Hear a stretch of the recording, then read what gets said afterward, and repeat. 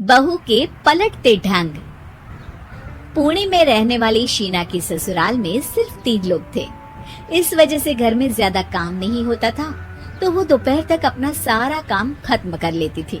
लेकिन उसके बाद वो बोर हो जाती।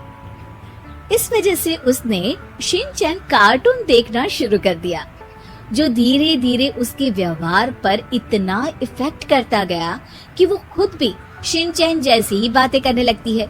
एक रात डिनर करते हुए, अरे बहू, जरा अचार तो देना।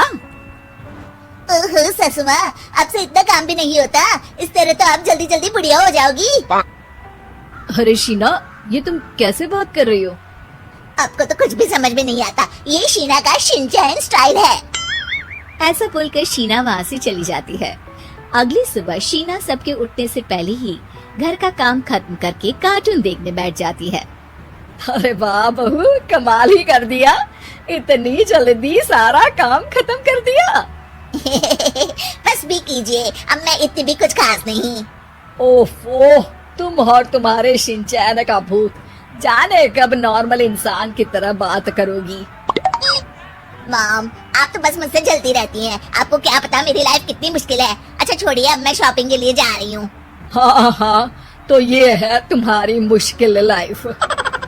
शीना शॉपिंग करने मार्केट पहुँच जाती है, जहाँ उसे जय के ऑफिस की एक लड़की मिलती है। हेलो, आप जय की वाइफ है ना? हेलो, मेरा नाम शीना है। मैं 26 साल की हूँ और मुझे शिमला मिर्च बिल्कुल भी पसंद नहीं है, पर शिमला जा सकती हूँ। हाँ।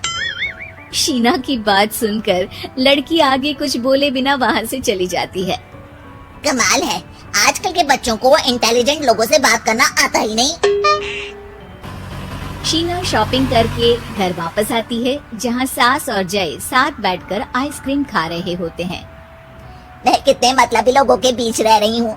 एक छोटी प्यारी बच्ची के बारे में सोचे बिना सब आइसक्रीम खाने बैठ गए। अब इतना नाटक करने की जरूरत नहीं है। तुम्हारी आइसक्रीम फ्रिज में रखी है, खा लो। आइसक्रीम, मैं आ रही हूँ। इसी तरह दिन बीतते हैं। अभी तक तो घर में सारे लोग शीना की हरकतों से परेशान हो चुके होते हैं। एक शाम उनके घर पड़ोस के अंकल आते हैं, जिन्हें देखते ही शीना बोल पड़ती है। हेलो अंकल, आज आप यहाँ? ये कह रही है आप यहाँ बैठिए, हम अभी आते हैं। ऐसा बोलकर शीना की सास उसे लेकर रसोई में चली जाती है। अरे वो तुम्हारी पापा की उम्र के हैं, उनकी इंसल्ट तो मत करो। आपको तो बस अपनी ही खुशी दिखाई देती है। शीना के ऐसे बोलने पर सास हैरान रह जाती है और शीना बाहर आकर अंकल से कहती है। तो अंकल, आज आप क्या लेने आए हैं, या फिर बस सासू माँ को देखने का बहाना चाहिए? वैसे ये इतनी भी अच्छी नहीं है, पूरा समय मुझे डांटती रहती है और कभी कभी तो खाना भी नहीं देती। अंकल हैरानी से उसकी ओर देख रहे हैं। तभी उसकी सास वहाँ आती है। अरे शीना, इतना झूठ मत बोलो, मैंने कब तुम्हें खाना नहीं दिया? अरे ऐसा बोलोगी तो तुम्हें आज रात का खाना सच में नहीं मिलेगा। देखा, मैंने कहा था ना, बच्ची पर जुल्म करती है। आप मुझे अपने घर ले चलो अंकल। इस तरह दोनों सास बहू में तू मैं शुरू हो जाती है, जिसे देख अंकल तो डर कर भाग जाते हैं, लेकिन वो दोनों चुप ही नहीं होती। रात को जय के घर वापस आने पर सास उसे शीना की सारी बात बताते हुए कहती है। अरे इसके सर से कार्टून का भूत तो उतारना ही पड़ेगा। मौका या वक्त कुछ देखती ही नहीं, बस बकवास शुरू कर देती है। बात तो आपकी सही है, पर क्या करेंगे? अरे कार्टून देखकर ऐसी बनी है तो इसकी कार्टून ही बंद कर दो। हाँ, कार्टून बंद करके कुछ समझदारी वाली चीजें दिखाते हैं। जियोग्राफी दिखाना शुरू कर दो ना, क्या पता कुछ अकल आ जाए। हाँ, नाइस आइडिया माँ।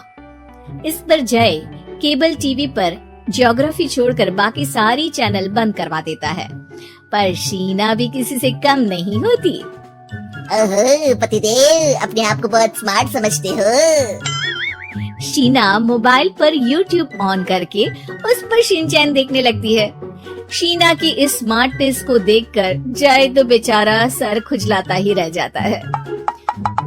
हमने इसे जरूरत से ज्यादा अंडर एस्टिमेट कर दिया, अब क्या करें माँ?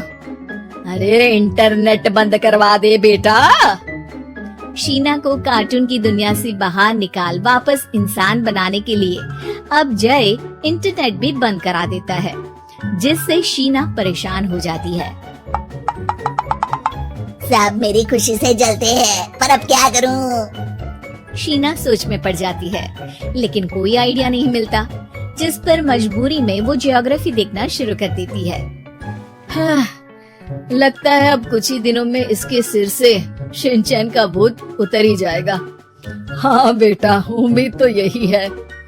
दिन बीतते हैं और घर में सब शीना के बोलने का इंतजार करने लगते हैं, लेकिन शीना टीवी में ऐसी खो जाती है कि उससे पूछे सवालों का हाँ या ना के अलावा और कुछ जवाब ही नहीं देती।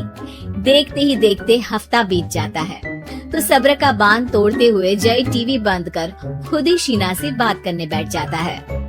क्या बात है शीना, पहले तुम ज्योग्राफी देखने को तैयार नहीं थी, और जब देखने बैठी तो इसके आगे किसी चीज की कोई सूध ही नहीं, ना किसी से बात करनी, ना घर का कोई काम।